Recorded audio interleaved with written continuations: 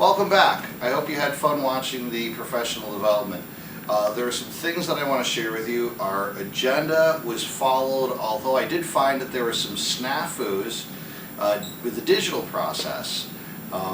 Whenever you're using technology, make sure that you're well versed with it, because there was some of our conversation that we missed, and we ended up recording a second session to cover it. Like I said, although our agenda was followed, some of it had to be repaired and replaced afterwards. Now, our objectives of the meeting were definitely met. We were able to find that we enjoyed as adults when we role-played. That said, I really enjoy working with breakout boxes for students, because you get to create role plays for the children to act out as they're learning. They just need to be interesting and thought out, and there needs to be a nice prize in that breakout box so the students know that they're working towards something they really want. Our time management and effective communication in relation to this meeting was important to know that, as the teachers that came were my friends, and we were able to connect after school in our free time. As you watch the video, some people had to come a little bit later. They might have had duties or emergencies that they had to manage.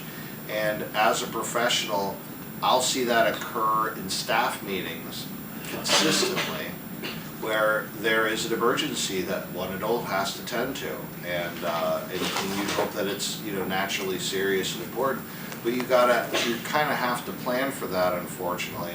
Make sure that you have group activities perhaps that people can share and catch that person up with, so they're not disengaged from the activity. Our focus of our meeting was to really digest and consider our professional development successes or concerns for future developments. So we found out, like I told you, we really consider activities, moving around. We can't stand it when someone's just reading out of a textbook to us, or reading off of a prepared statement word for word. And you can tell the difference, and that's not engaging. That's not something that you can actually listen to and really follow along with. Now what our plan for my personal professional development is going to reflect upon what we found was successful. I plan on talking about the new art and science of teaching. I'd like to do it in ways where we're physically modeling the activities, and we're role-playing as teachers, and we're role-playing as students, so we can feel that engagement, and we can see that engagement, and we can experience it.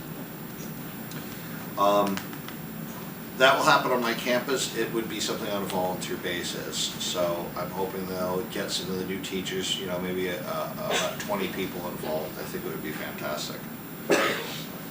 Now,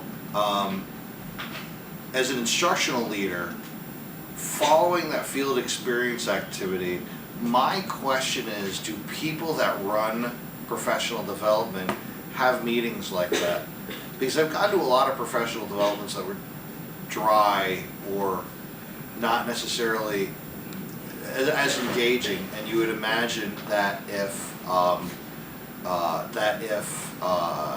the surveys were taken seriously, or if conversations like that were had, that that the meetings wouldn't necessarily be so dry. And they're not all dry. We've had amazing experiences, but as an administrator, I think that's important as the leader of learning in the building. My leading of learning needs to be, whether we're worried about teaching the children, or whether we're worried about teaching the staff. Now, some of the other things that I was considering after creating that video is that, and I talked about this I know initially, is that the concept of that we're all learners. We're students. We need to continue and model in the same ways that our students need to learn. We had an activity in our group that everybody that was involved with really had an amazing experience, and it was a poverty simulation. All of the teachers in the school district were at the high school, the gym, and they gave everyone a role.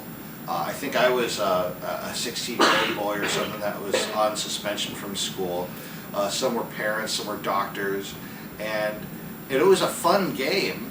None of us at any point felt like we were learning anything, but after in our reflection, oh yeah, really, that really came out of that.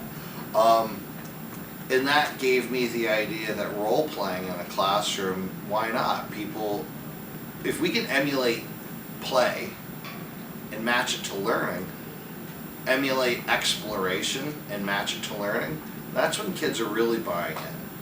Another takeaway that we took from this experience was that you just go right where.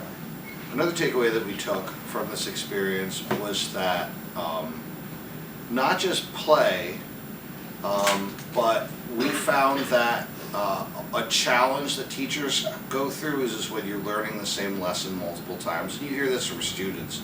Oh, we did this last week, we did this last week. And there were times where I really needed the reinforcement of that lesson. I really needed the re-engagement, especially when there's something so complex, there's something so involved, and there's so much information being thrown at me. I need an opportunity to spend a month to digest it. I need an opportunity to spend a month working with the material. Then I'd love to go back and hear all of those things again, now that I would have like a reference for it. There's some times where we'll go to a very dry training and then have that same exact training 6 months later, and it's not necessarily one of these complex concepts that we absolutely need to cover again. I just want to let you know I appreciate this. This was a blast. Thank you very much.